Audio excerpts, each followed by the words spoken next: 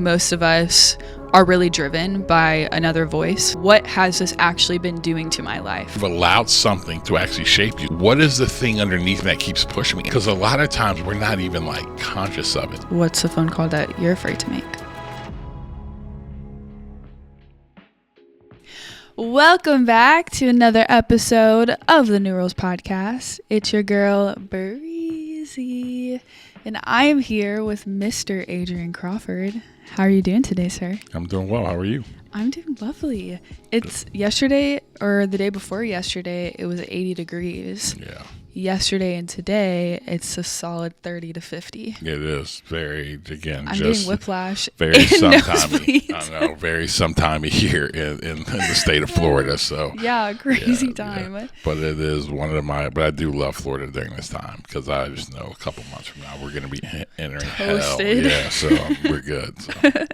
Well, before we jump into the topic today. The Oscars just happened. Yes, it did. What are your thoughts? I thought it was really cool. I thought Michael B. Jordan. I thought he was phenomenal in Sinners. I think all the actors who were up. I mean, every year when you have these different actors going, I think anybody could win it. They all had, from Timothée Chalamet, Ethan Hawke, they all had great performances. But I think with Michael B. Jordan, I thought just the reality of playing two different characters and having to do the way that he did that and just all the intricacies of that, I just thought he did a phenomenal job. So I'd love to see it. I love watching somebody who just works at their craft actually get rewarded for working on their craft. Yeah. So it was awesome. Yeah. Well, people have a lot of different opinions about these award shows, and I enjoy watching them. But I think that the Oscars is probably my favorite one every year. I feel like filmmakers and people who are in the film industry, they just have such a beautiful perspective on life and art, and so even down to just their speeches and how heartfelt they are and how grateful they are to be there, I think is always just more palpable than all the other award shows. I thought for him, his was very much so just I think who he is. Some people, there's moments where I was listening to it, I wish it was it was a little bit more prepared, but you know what I'm saying? But I think it was just, it was also, it was just who he was, you know what I'm saying? And so I think the thing I liked the most probably about it was all the stuff afterwards, right? He goes in and out, you know what I'm saying? Goes in and out, eats there. Then I saw a video today, he went in, he just did a workout with this basketball coach called Lethal Shooter. He ended up shooting jump shot. So it's just he just went about his life. And so just, I think that what he did was authentically him. And you love to see it. And again, just always the tribute he gives to his mother because of how much she actually sacrificed for him to have those opportunities to act and things like that. It's pretty amazing. Yeah. Okay. So I'm interested to hear your thoughts on, I guess, this Timothée Chalamet, Michael B. Jordan kind of conversation, specifically because I think when was it? I think it was earlier this year or end of last year whenever Timothée Chalamet had that speech, which was just a very public display of his ambition, which I love. I found the speech to just be incredibly inspiring, and I think someone so young setting a goal aligned to their passions honestly spoke to a lot of young people and just people around the world.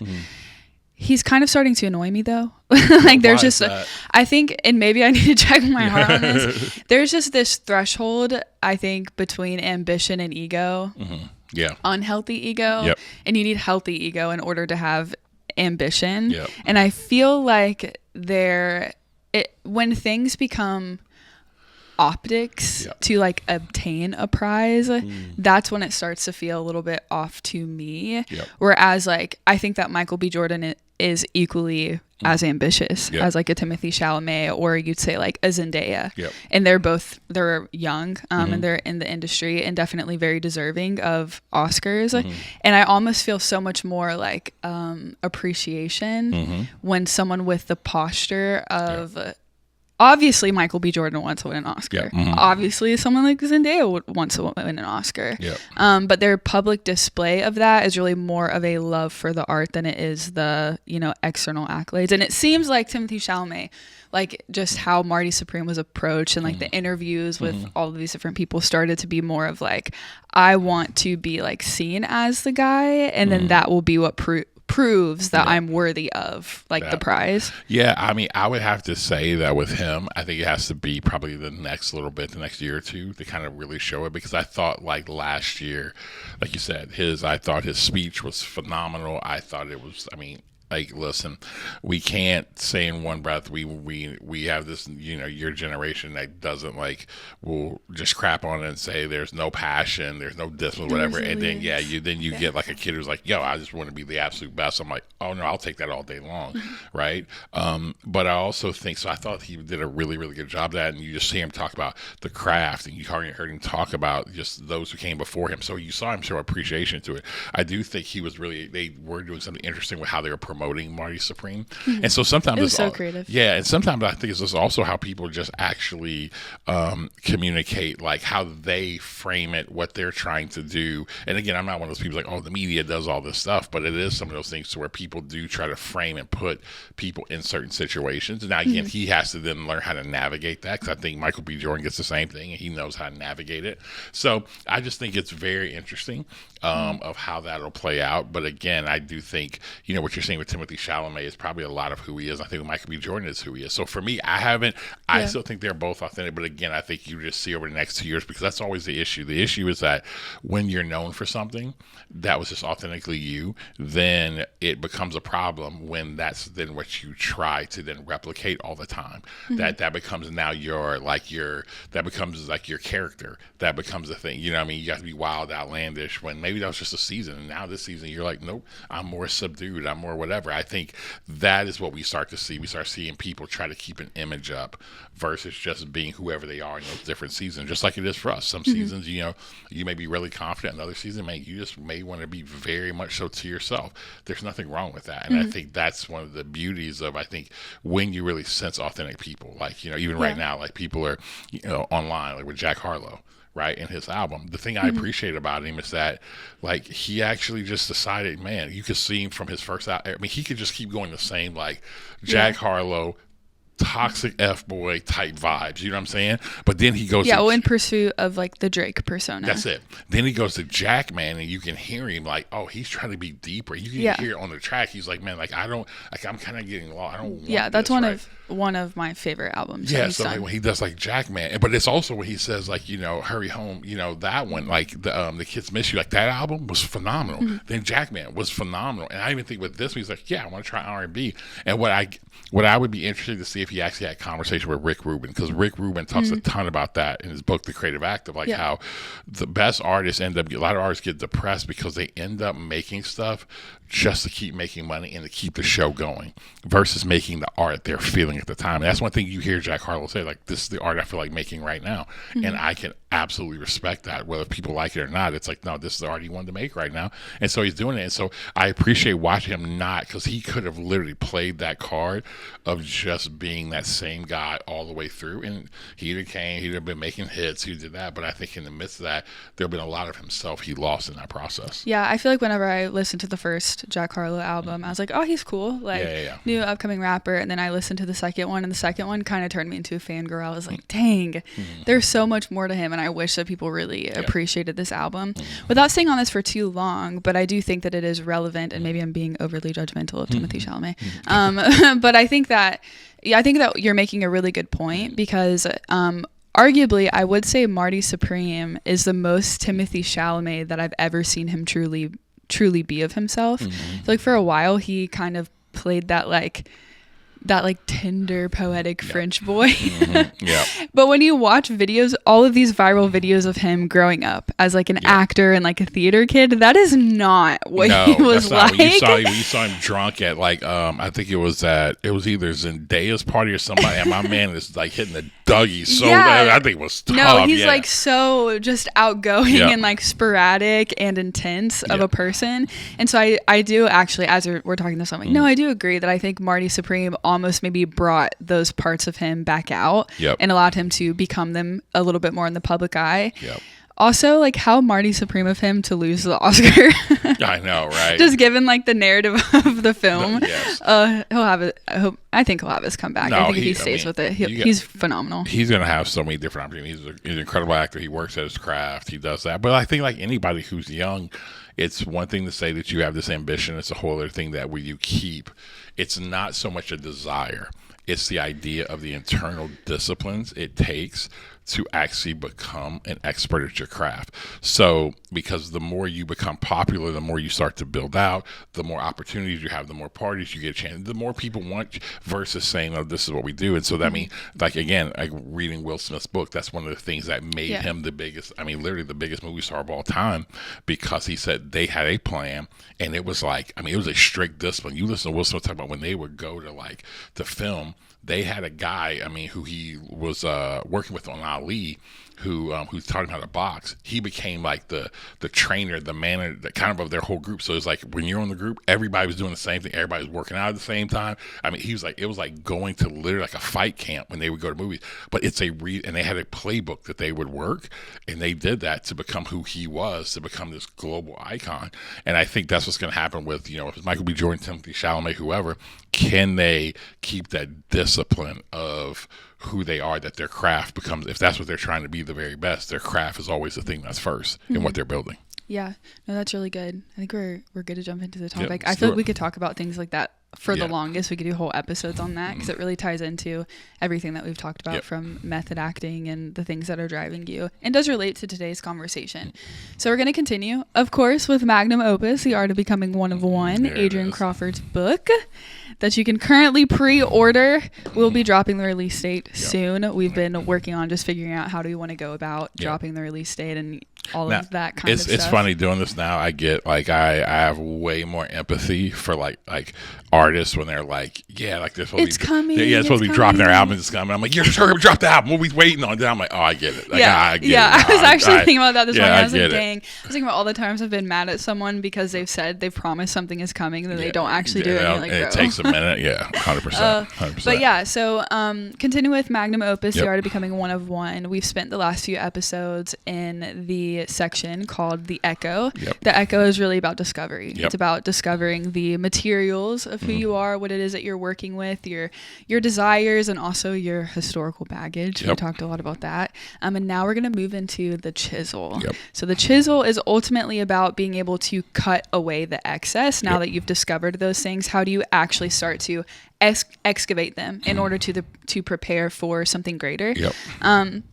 So the chapter that we're going to focus on today is called The One Phone Call You Don't Want to Make, or The One Call You Don't Want to Make, because that sounds better than phone call. So this chapter really started with a coaching client that you were working with. This wasn't something that we've been like meditating on for decades, like some of these concepts have been. So I would love if you could set the stage for what the room was like whenever this idea came to you, and why in that moment did it feel like it really mattered?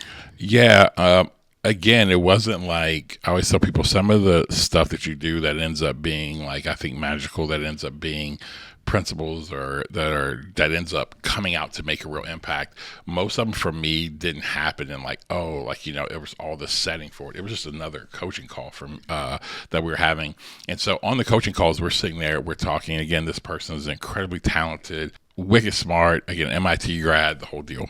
And as I'm talking with her, one of the things I started to notice is that she was very hesitant to make decisions. Now again, she was very calculated. She was a numbers person. She's a finance person. So she likes to look through.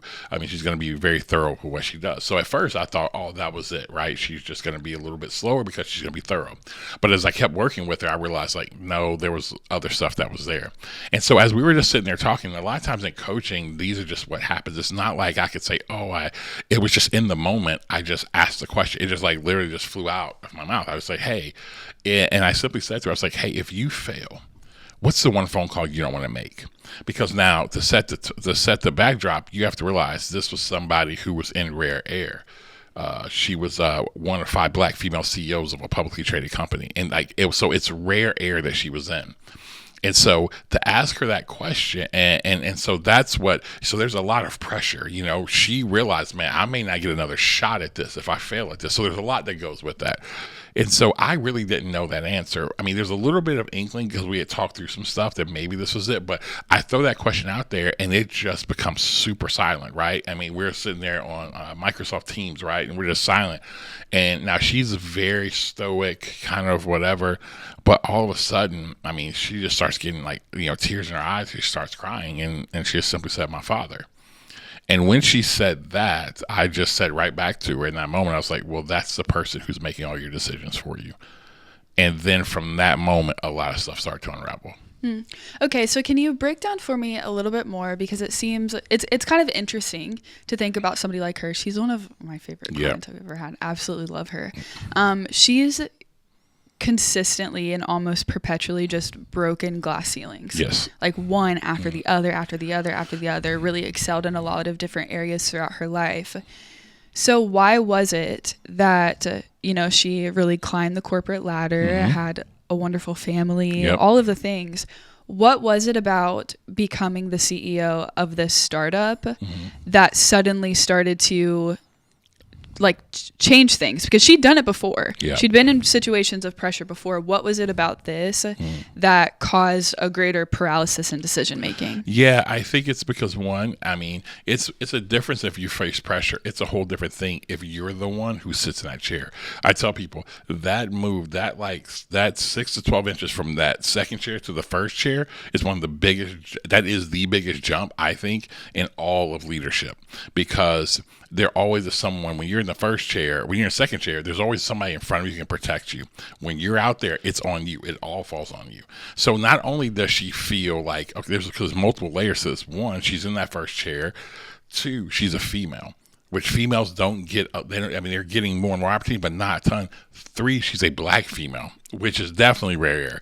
So not only does she feel like she's representing just herself and her family, man, she feels like she's representing women, and she feels like she's representing the culture when she's up there, because she feels like, man, if I don't get this right, then I'm not going to help pave the way for the next generation of young black women to get their opportunity. So it was a lot more than just being in a number 2, 3 spot. And I had to graduate from an MIT, or I had to move up in this organization, which all that stuff is real and it's tough and difficult.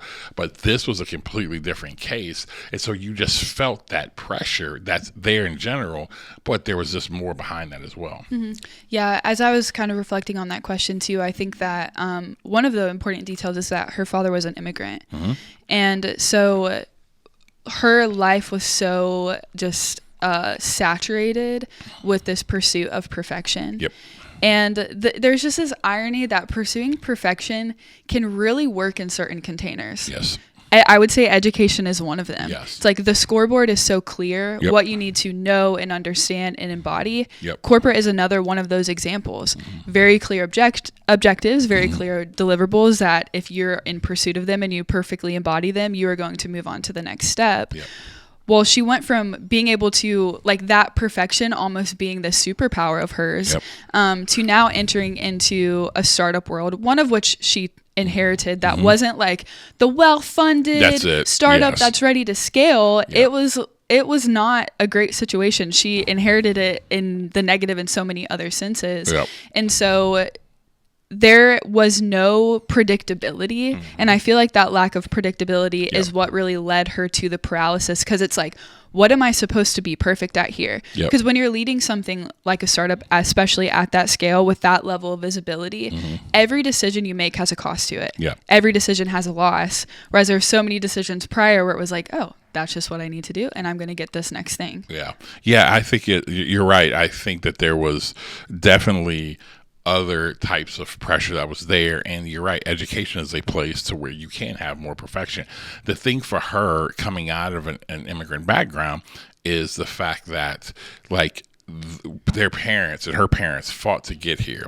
And a lot of times when you come from an immigrant background, one of the most important things that's said, even more than parents in the United States, is education. You have to get your education. Now, we'll add the layer to that. Her father got kind of put in, a tough space with some of the stuff that happened with him. And so, but what ended up happening for her was that there was no other, she didn't have any brothers. So in an immigrant family, when you're the firstborn, whether if you're a female or a male, you become the pride of the family. And so a lot of her father's ambition was kind of pushed toward her to actually go do that, which a lot of immigrants and even people who aren't, who are firstborn kids, that is a temptation. That is a thing that can happen from any parent, is that they can start trying to live through that kid. And so her being that of what he couldn't be because of some of the circumstances he had, it got pushed so much on her. And so that was the thing that was driving her, because she was like, man, she not only didn't feel like, oh, I've got to do this, but man, I've got to do this for my father. He made all these sacrifices. He was wronged in this way. I've got to make it and show it so that it wasn't in vain what all he went through. And so that was just another layer of pressure in that moment. And what it was doing was thinking, what would he do? What was going to make sure I could be safe? And in a startup like they were in, you can't be safe. You have to take risk, especially when you inherit a dumpster fire like she did. And that was the other issue. I mean, she wasn't going, unfortunately, she wasn't going to get the good role, like you said. You know, it's kind of like how when a lot of college coaches, black coaches, were coming up, they would get the jobs that weren't great, and they had to make something out of it. And I think same thing for her. And so when those, especially in those roles, not just in a startup, but in a role as well that's a dumpster fire, you have to be creative. You have to be quick in what you're doing, and you got to take risk. And so that was kind of holding her back in that process. And I think in that moment when I said that and asked that, I think just all the emotion, all that pressure just kind of came out in that moment. And then I think that's what I saw. And then we kind of started to work through it from there. What do you think describing that, or being able to name, you know, really who's this ghostwriter that's sitting at the head of the board of my internal world and driving all of my decisions? What is the power in being able to express that? And what do you think her being able to say that relieved her from? I think there's a relief that, one, sometimes we just go through life and we're just moving from next thing to next thing to next thing. Sometimes actually revealing that, because a lot of times we're not even like conscious of it. I don't think it was a thing where she was waking up every day. She wasn't saying, oh man, the pressure of my father is going to lead me how I do. Not at all. But she always felt it. It's the TV on in the background all the time. And now all of a sudden you're like, oh, I can actually like turn this TV off. So she had to bring it to the forefront so that she could recognize what it was and then deal with it from there. But I think a lot of times people don't ever stop enough to critically think, to examine like why they do what they do. What are those feelings? What's that feeling that you have, you know, when you're driving and you just don't know, but you have like this deep ache where you're like, man, just something's off, but I don't know what it was. And it could have been something that happened 2 days ago, but it's still there. Or it's that meta thing where you're trying to raise money or build something out, and you're like in that in between of where you're like, the dream could happen or it could absolutely fail. That thing sits there all the time. And then you have to go underneath the hood. Why is that there? What is the thing underneath me that keeps pushing me? And that just is a lot of pressure. And I think for her, it was a relief for her to say it out loud, to say it to somebody, but also that somebody is going to be with her to actually walk through it and carry it with her, not just her kind of on her own. I think most of us think that the daily decisions that we make are ours. Yep. That we live our life, and the decisions that we make in order to move forward are things that like we're consciously making and deciding. Yeah. So are you building the case that most of us are really driven by another voice? Absolutely. Multiple voices. And I think we don't ever stop to ask ourselves, is this the voice? Is this something that was shaped for actually who I am? Or is this something that someone else that I'm listening to? Is this from a pain or a moment that happened in my past? Is this from fear? Is this from the worries and insecurities of what I'm hearing scream to me outside on social media and society or whatever? I think most people in our world, especially in the West, they absolutely are driven by other voices. And most of them don't even know it. They'll just call it ambition, or they'll call it drive. Some people, they are so afraid, so what they'll call is humility. But at the end of the day, they're just freaked out and they're scared and they don't ever want to put themselves out there. I just think people are just driven. And if you don't actually do the work, I mean, I was thinking about that this morning. I was doing some work. And because I've been asked this question, somebody that, what really makes, just like being in human design, how can you read people so well? And I tell people I can read people. It's really well because of how much internal work I do every day, multiple times a day. I am constantly evaluating. At the beginning of my day, outside of when I'm reading, I read, I pray, I do things like that, then I'm literally spending about 30 minutes thinking through how am I, like, what happened yesterday? How am I feeling today? What's the top of my mind? What happened yesterday that, and then I start working through it. Because why? Because it gives me information. And so then what do? When I start to see other people, I can then just start, it's like having a file cabinet, just like, oh, okay, this, maybe this, and then you start putting 3 or 4 things, oh, this is probably it, and you can just start to read it. And that's what, again, as you become an expert of self, then you actually have the ability to become an expert of others. So how do you think that you've learned to seek to understand yourself? Because I do think that you really do practice being an expert of yourself without being afraid of what it is that you'll find. I think I finally got to a place to where I was like, it's there anyway. So it's like I can sit here, it's kind of like, it's like credit card debt. It's like, yeah, you can ignore it, but at some point you got to pay for it. So you're like, well, I'd rather pay for it now. And I think that's what happens. But when you're able to lean into those things, and it is scary because you're like, man, I may have to go back to moments where I felt embarrassed. I may have to go back to moments where I felt a lot of fear. I may have to go back to moments, man, where I actually hurt somebody. I made a bad decision. I used people or whatever it may be. And that may be like, man, it's shameful. But if you can have a toughness to lean into it, underneath there is all the stuff. Because even when you've made bad decisions, where you have been the villain in someone's story, right? And when I say that, I don't mean like in some type of like you did like some type of like, crazy thing. But like for me, like I had so many broken relationships.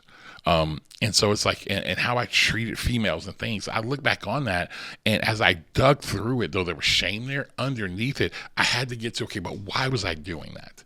Why did I, and it helped me understand even how I was functioning in the present, because what it was that I was so afraid that I was not good enough, that whoever I was with was going to leave me. So I would just get to a place of forcibly getting you out of my life, because I didn't want the pain of you. Because if you were to leave me, you were ultimately saying, how I reviewed that was not that the relationship wasn't good, or that I was, that, man, it just wasn't, it ran its course or whatever. It was like, no, you think I'm bad. There's something wrong with me, because that was the narrative for me. Something's always wrong with me.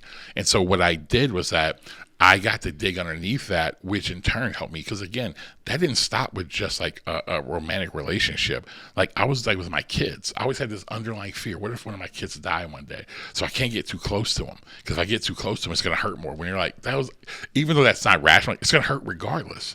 But sometimes you have to dig through that stuff so you can actually start to function better into your current world and your current present right now.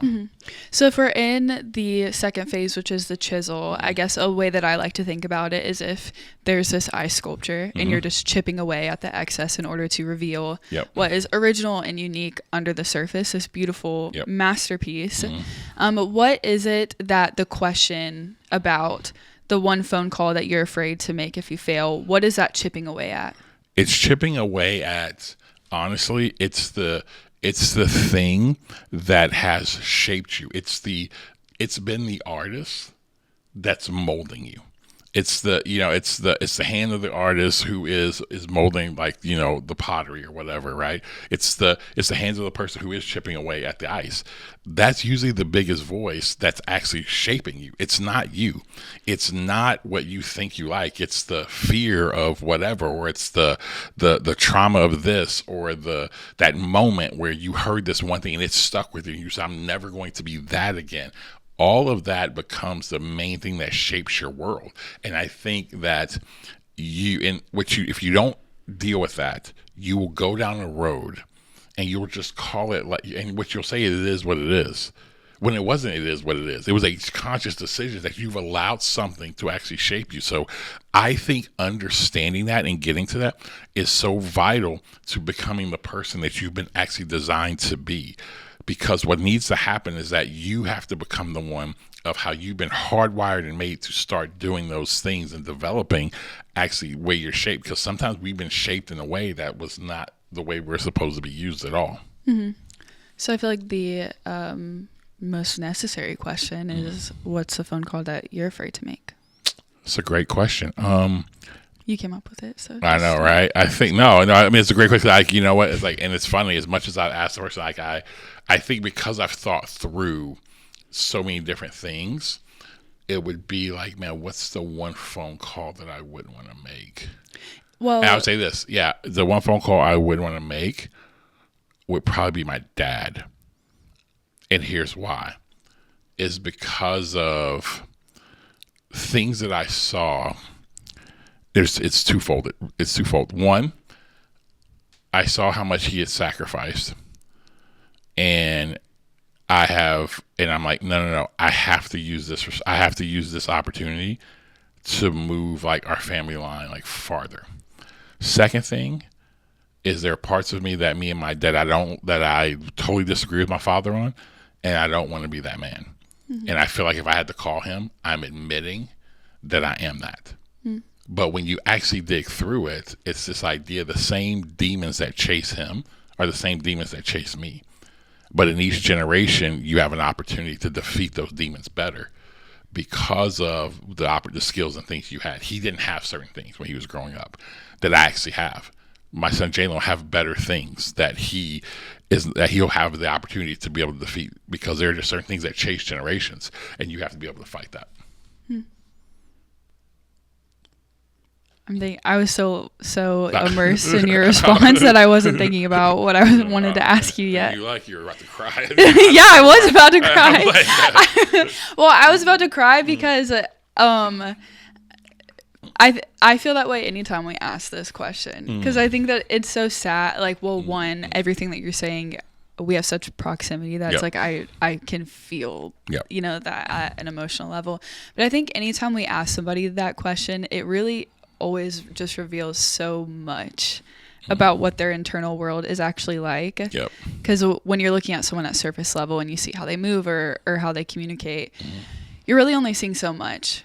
But it's like you basically just told us what the voices in your head are like and what they're saying to you. Because I think that you kind of mentioned this in the beginning, but all of our thoughts inside of our head and our feelings, it's like they aren't just ours. They almost have this echo behind them. Mm-hmm. So every time you go to make a decision, it's like there's this echo of his voice and his thoughts right behind it. Yeah, it's an echoed voice. It's sometimes for me, the voice is because I've tried to do things different.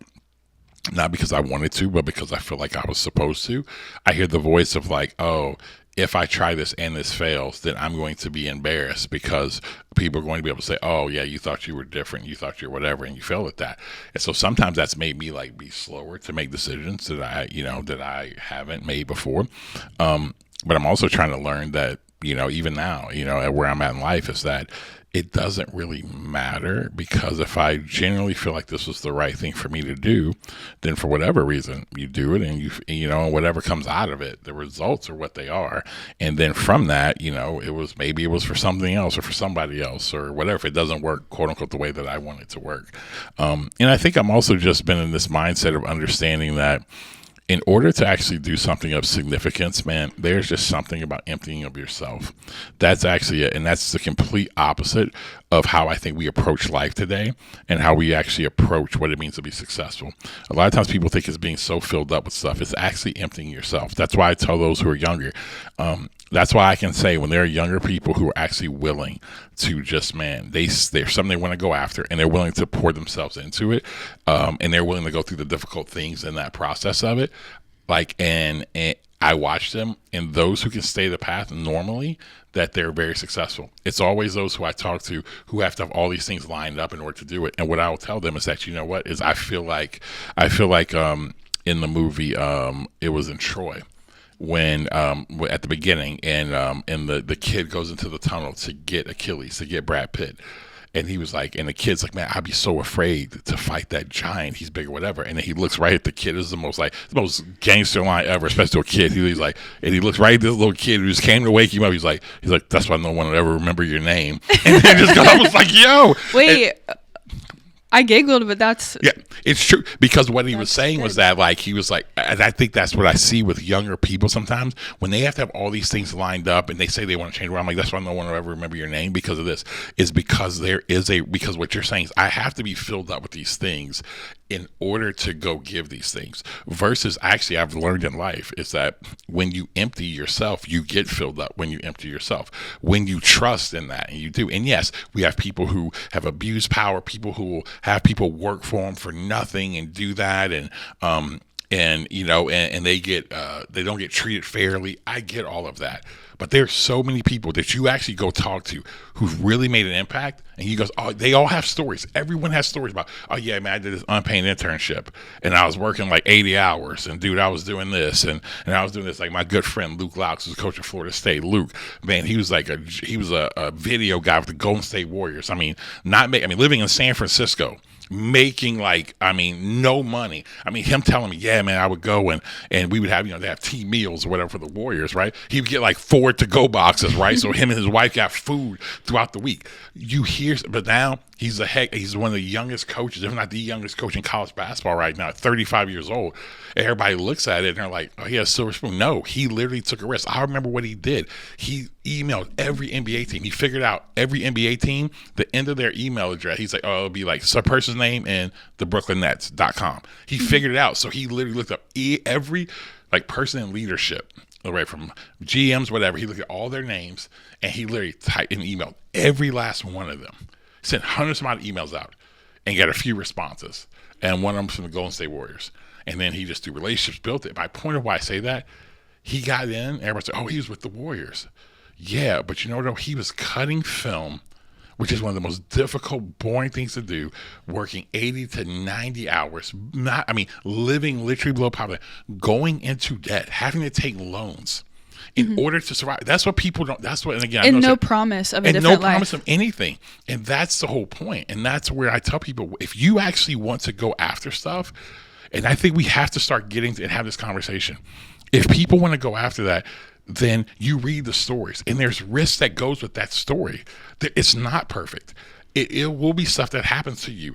Listen, I went after certain things in my life, and certain people could disagree with them, saying, man, I went to burnout, all this stuff. I'm like, yeah, there's things I could have done better, but I was literally forging a way that no one else that in my world had ever done before. So I'm sitting there trying to figure it out. And now, you know what I get to do? I get to go down the world that others don't have to go through all that. But what I cannot take away from people is the fact of the idea you have to empty yourself and suffer, and you have to have that thing in you.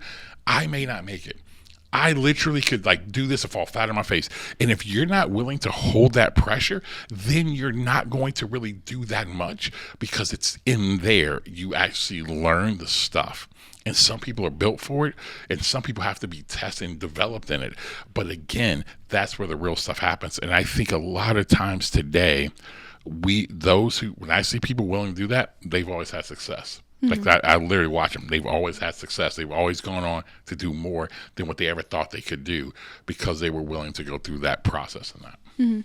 So how have you become to differentiate your voice from the echo? Yeah, I think how I've learned to do that is just constantly when I feel something, I begin to ask myself, okay, why? I always talk about why. Why do I want to do that? Now that I'm, and it used to just be a lot of those different questions. Like, man, I learned how to hear. Was I would have those who knew me, who cared about me, who knew my strengths and weaknesses. I would go get help and ask them, hey, I'm feeling this. What do you think? And this is just me. Now, again, I'm speaking because I always tell people, I'm not out here trying to be prescriptive to people. Do this and it's going to give you your best life. I'm not. I'm just going to tell you what happened for me. One thing that I made a decision on when I was younger is there was a few people in my life. I'm like, if they told me something, if I told them I want to do this and they're like, nope, I see this, I was going to listen to them. I didn't care, because I said, I believe God enough that if it's what I'm supposed to do, he will direct me in that. He'll direct them. I just believe that. And I'm telling you, it worked for me every time. I learned how to hear very clear of who I and what I was by actually having other people in my life that I could actually talk and tell me when I was wrong, but also more than anything else, no, I see that. And then they let you go run. And you're like, oh, and then what you start doing is, once you do that, I always say this at the end, how do you distinguish your voice? You then have to do the autopsy. Say this is a decision that you make. You go back and say, man, what was that feeling like? A lot of times our body it's telling us that like, oh, this is a good thing, but we don't ever go back and remember what that feeling was like. And so we just kind of go and say, oh, it's just kind of like, just a random thing. And versus like, there's times also you make bad decisions, and I guarantee if you go back, you're like, oh, I felt a little bit more anxious in this one. I felt rushed to have to make this decision. And then when say you always feel rushed to make a decision and those decisions don't go well, a lot of times that may be something, and that's where you have to be curious about it. So I think, again, it's always about being able to look at it, do the autopsy, do the evaluation. So I feel like in terms of the practice of asking yourself this question of if you were to fail, what's the one phone call that you don't want to make? Yep. I feel like there's two different ways to go about it. There's one way that's kind of like, okay, if I don't want to fail, like what's one phone call I don't want to make? And then you have your answer, and then you're like, okay. Yep. Now what? Okay, like now what? And in the book, you kind of address that posture and propose a different way to go about it. Yep. And so rather than just like driving in your car and kind of contemplating the question and then just moving on, there's a way to approach it that is much more of almost a spiritual practice where you truly sit down with no distractions, a pen and paper in front of you. Yep. You contemplate the question, and then you write down. It can be a name. It can be a community of different sorts. Like, it doesn't have to be a singular person. Sometimes it is. Sometimes it's many other things. And then actually sitting there with the pain and analyzing, like, what has this actually been doing to my life? Yeah. Because I think it's slowing down, and that's the work. See, what everybody wants is, okay, it doesn't do anything for you just to like, oh, it's fine. You realize, oh, it was this community, or, oh, it was this teacher, or, oh, it was my mom or my dad or my brother or whatever. Okay, so that's, you reveal that, but now it's like, okay, but why? How did I get to this place? What was said? What was done? And now when you start going down that rabbit hole, I'm telling you, what you'll start to see is so many ways that it has shaped you. It makes you go back to those moments where you had fear that it did this, and this is how you learn to interact, or maybe you're afraid to do this because whenever you would mess up or you would bring a bad report home, it was like you felt like you felt the thunder from heaven from your parents. So now, and you felt, even though they didn't mean it this way, but you felt like, oh, I'm just a failure, I can't get it done. So now that thing has shaped everything you do. Or when you were playing sports and you were didn't do well, and all of a sudden it was like your dad was just was there. So now you're like, okay, failure's not an option, right? I can't tell and it could be so many other things, but you start to realize, then you start to see how you made those practices. And here's why this is important, because you will just continue that behavior. And if you have kids, it'll pass to them. Like, it'll easily pass to them. When you start having kids, you'll realize, oh, I'm kind of doing the same thing, because you don't even realize it's on autopilot.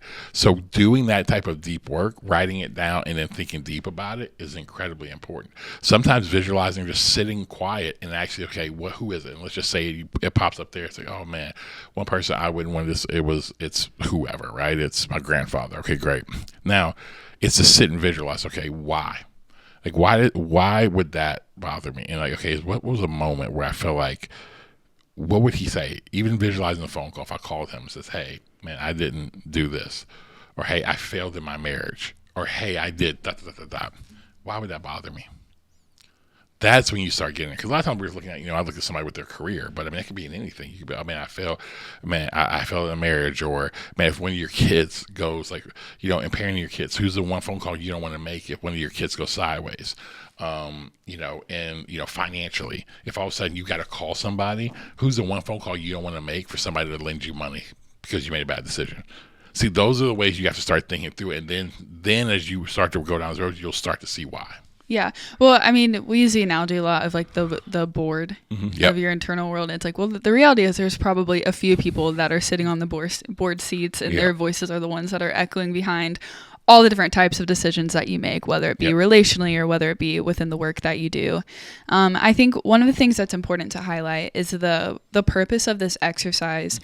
It's not to place blame, and it's not to produce any form of like bitterness on the person or whatever the situation is. It's really just to offer you as an individual more clarity on what it's like truly within your internal world. I think you are absolutely right. It's not to shift blame. I also think why these practices are good and why we build the way we build, why I wrote this book the way I did, is because I think one of the things we have to get back to is being able to hold a few things at the same time. Like I said, I mentioned my father. Like, my father was like Superman to me, but then also my father like had kryptonite, and my father wasn't a superhero. And both those things can be equally true. Like, a lot of times we think about superheroes, they're like, oh, they're perfect. They're not. They have their stuff, and you can appreciate that. And then they have stuff that really screwed you up, and you can say that.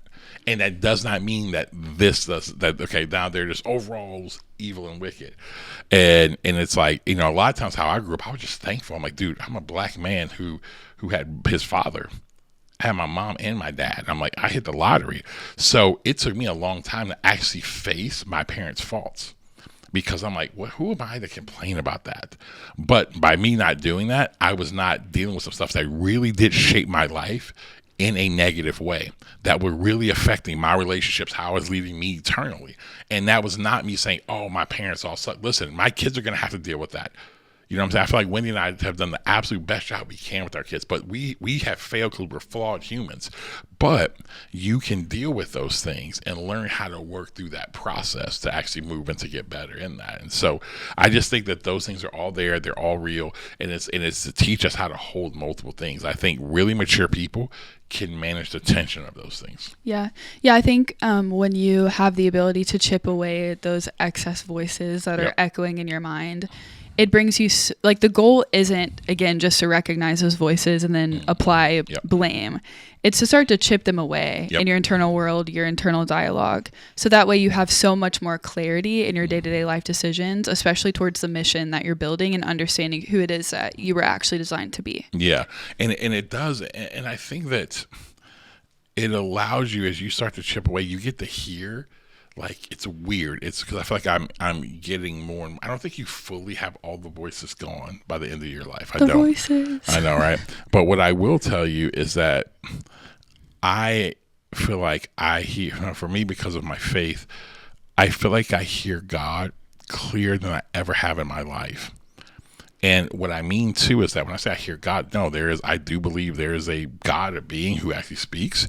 But I also believe one of the ways that you start to hear, because it's when you're more aligned with who he's made you to be, you can begin to hear what he's saying. Because, again, he's going to speak to how he's designed you.